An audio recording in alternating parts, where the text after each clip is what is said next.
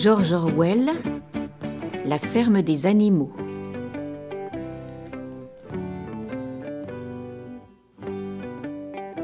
Chapitre 3.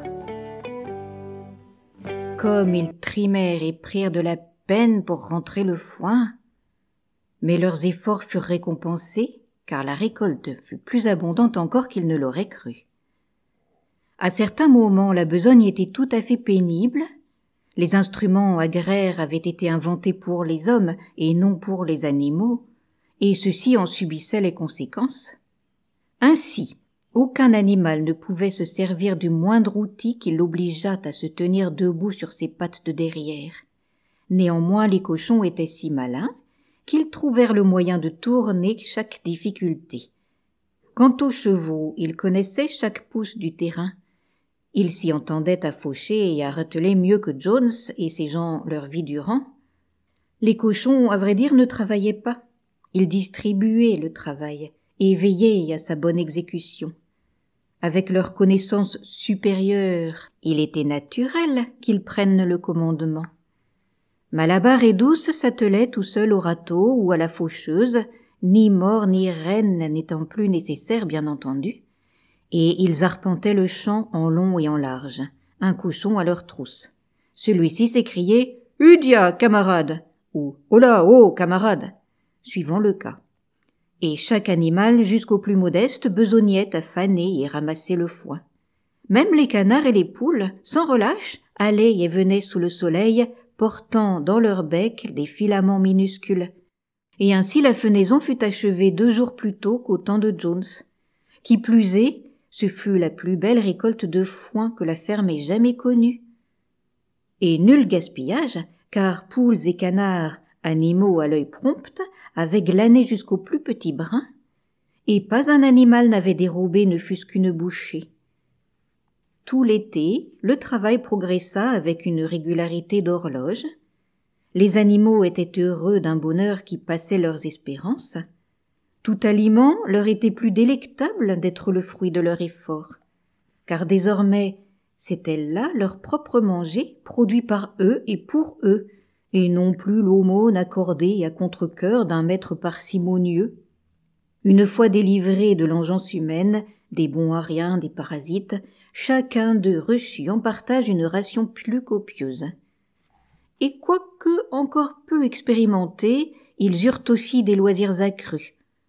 Oh, il leur fallut faire face à bien des difficultés. C'est ainsi que plus tard dans l'année et le temps venu de la moisson, ils durent dépiquer le blé à la mode d'autrefois, et faute d'une batteuse à la ferme, chasser la glume en soufflant dessus. Mais l'esprit de ressource des cochons, ainsi que la prodigieuse musculature de Malabar, les tirait toujours d'embarras. Malabar faisait l'admiration de tous. Déjà connu à l'époque de Jones pour son cœur à l'ouvrage, pour lors il besognait comme 3. Même, certains jours, tout le travail de la ferme semblait reposer sur sa puissante encolure. Du matin à la tombée de la nuit, il poussait, il tirait, il était toujours présent au plus dur du travail. Il avait passé accord avec l'un des jeunes coqs pour qu'on le réveille 1 demi-heure avant tous les autres, et devançant l'horaire et le plan de la journée, de son propre chef, il se portait volontaire aux tâches d'urgence. À tout problème et à tout revers, il opposait sa conviction. « Je vais travailler plus dur ». Ce fut là sa devise. Toutefois, chacun œuvrait suivant ses capacités. Ainsi, les poules et les canards récupérèrent 10 boisseaux de blé en recueillant les grains disséminés çà et là, et personne qui chapardât ou qui se plaignit des rations. Les prises de bec, bisbilles, humeurs ombrageuses, jadis monnaie courante, n'étaient plus de mise. Personne ne tirait au flanc, enfin presque personne. Lubie, avouons-le, n'était pas bien matineuse et se montrait encline à quitter le travail de bonne heure, sous prétexte qu'un caillou lui agaçait le sabot. La conduite de la chatte était un peu singulière aussi. On ne tarda pas à s'apercevoir qu'elle était introuvable quand l'ouvrage requérait sa présence. Elle disparaissait des heures d'affilée pour reparaître au repas, ou le soir après le travail fait, comme si de rien n'était. Mais elle se trouvait des excuses si excellentes et ronronnait de façon si affectueuse que ses bonnes intentions n'étaient pas mises en doute. Quant à Benjamin, le vieil âne, depuis la Révolution, il était demeuré le même. Il s'acquittait de sa besogne de la même manière, lente et têtue, sans jamais renâcler, mais sans zèle inutile non plus. Sur le soulèvement même et ses conséquences, il se gardait de toute opinion. Quand on lui demandait s'il ne trouvait pas son sort meilleur depuis l'éviction de Jones, il s'en tenait à dire « Les ânes ont la vie dure. Aucun de nous n'a jamais vu mourir un âne. » Et de cette réponse sibylline, on devait se satisfaire. Le dimanche, jour férié, on prenait le petit déjeuner 1 heure plus tard que d'habitude, et puis c'était une cérémonie renouvelée sans faute chaque semaine. D'abord, on hissait les couleurs. Boule de Neige s'était procuré à la sellerie un vieux tapis de table de couleur verte qui avait appartenu à Madame Jones et sur lequel il avait peint en blanc une corne et un sabot. Ainsi donc, dans le jardin de la ferme, tous les dimanches matins, le pavillon était hissé au mât. Le vert du drapeau, expliquait Boule de Neige, représente les verts pâturages d'Angleterre. La corne et le sabot, la future République, laquelle serait programmée au renversement définitif de la race humaine. Après le salut au drapeau, les animaux gagnaient ensemble la grange. Là se tenait une assemblée qui était l'assemblée générale mais qu'on appelait l'assemblée. On y établissait le plan de travail de la semaine et on y débattait et adoptait différentes solutions. Celles-ci, les cochons les proposaient toujours, car si les autres animaux savaient comment on vote, aucune proposition nouvelle ne leur venait à l'esprit. Ainsi, le plus clair des débats était l'affaire de Boule de Neige et Napoléon. Il est toutefois à remarquer qu'ils n'étaient jamais d'accord. Quel que fût l'avis de l'un, on savait que l'autre y ferait pièce. Même une fois décidé, et personne ne pouvait s'élever contre la chose elle-même, d'aménager en maison de repos le petit enclos attenant au verger, un débat orageux s'ensuivit.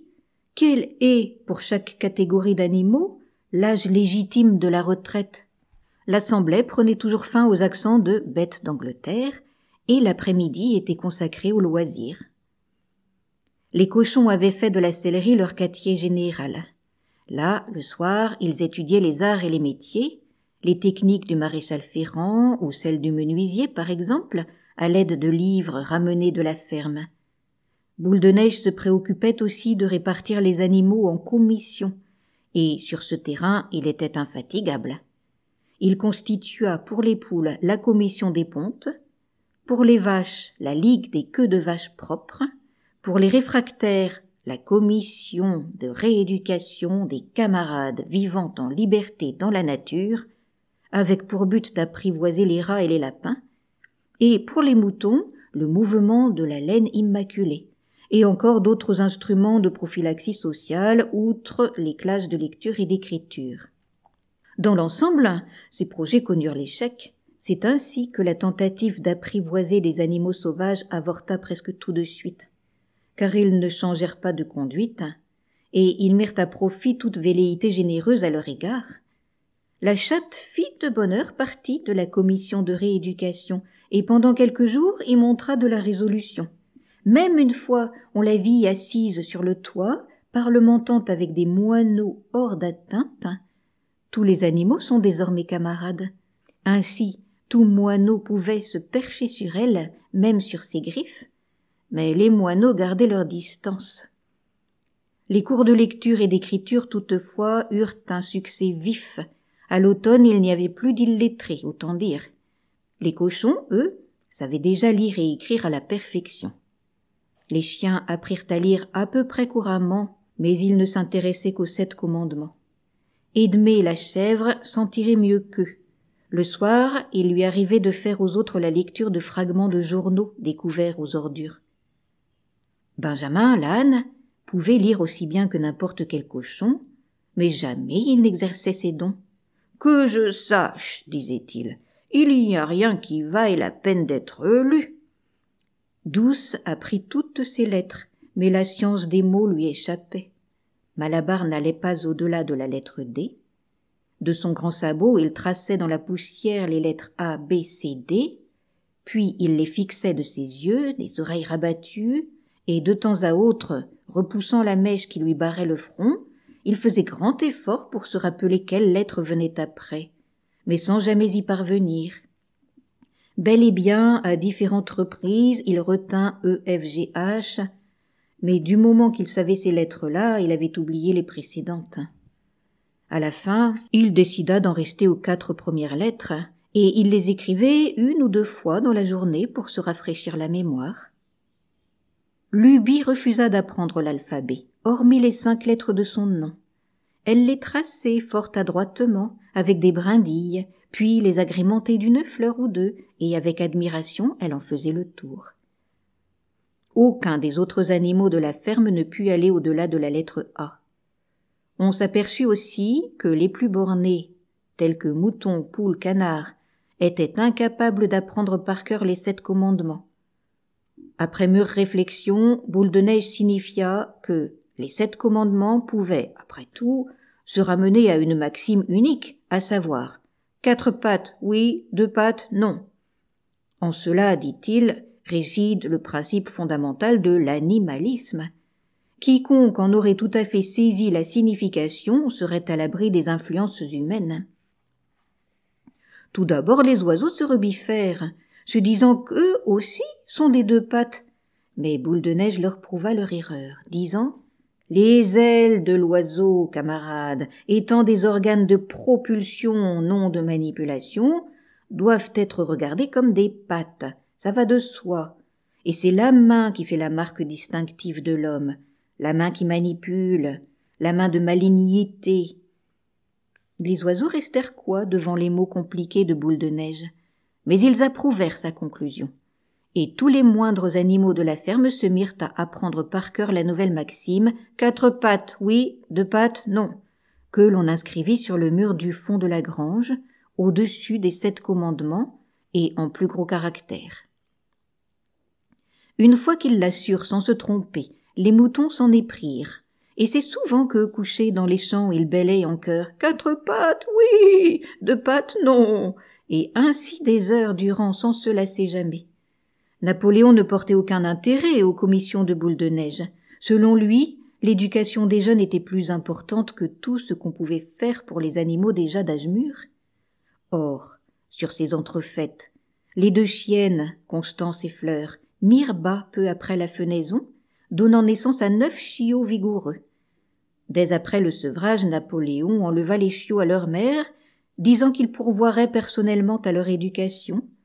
Il les remisa dans un grenier où l'on n'accédait que par une échelle de la sellerie et les y séquestra si bien que bientôt tous les autres animaux oublièrent jusqu'à leur existence. Le mystère de la disparition du lait fut bientôt élucidé. C'est que chaque jour, le lait était mélangé à la pâtée des cochons. C'était le temps où les premières pommes commençaient à mûrir et bientôt elles jonchaient l'herbe du verger. Les animaux s'attendaient au partage équitable qui leur semblait aller de soi. Un jour néanmoins, ordre fut donné de ramasser les pommes pour les apporter à la sellerie au bénéfice des porcs. On entendit bien murmurer certains animaux, mais ce fut en vain. Tous les cochons étaient sur ce point entièrement d'accord, y compris Napoléon et Boule de Neige, et Brille-Babil fut chargé des explications nécessaires. « Vous n'allez tout de même pas croire, camarades, que nous, les cochons, agissons par égoïsme, que nous nous attribuons les privilèges. En fait, beaucoup d'entre nous détestent le lait et les pommes. C'est mon propre cas. Si nous nous les approprions, c'est dans le souci de notre santé. Le lait et les pommes, ainsi, camarades, que la science le démontre, referment des substances indispensables au régime alimentaire du cochon. Nous sommes, nous autres, des travailleurs intellectuels. La direction et l'organisation de cette ferme reposent entièrement sur nous. 2 jours et 2 nuits nous veillons à votre bien. Et c'est pour votre bien que nous buvons ce lait et mangeons ces pommes. Savez-vous ce qu'il adviendrait si nous, les cochons, devions faillir à notre devoir? Jones reviendrait. Oui, Jones assurément, camarade, s'exclama Brille-Babil sur un ton presque suppliant, et il se balançait de côté et d'autre, fouettant l'air de sa queue. Assurément, il n'y en a pas un seul parmi vous qui désire le retour de Jones. S'il était en effet quelque chose dont tous les animaux ne voulaient à aucun prix, c'était bien le retour de Jones. Quand on leur présentait les choses sous ce jour, ils n'avaient rien à redire. L'importance de maintenir les cochons en bonne forme s'imposait donc, à l'évidence. Ainsi fut-il admis sans plus de discussion que le lait et les pommes tombées dans l'herbe, ainsi que celles, la plus grande partie, à mûrir encore, seraient prérogatives des cochons.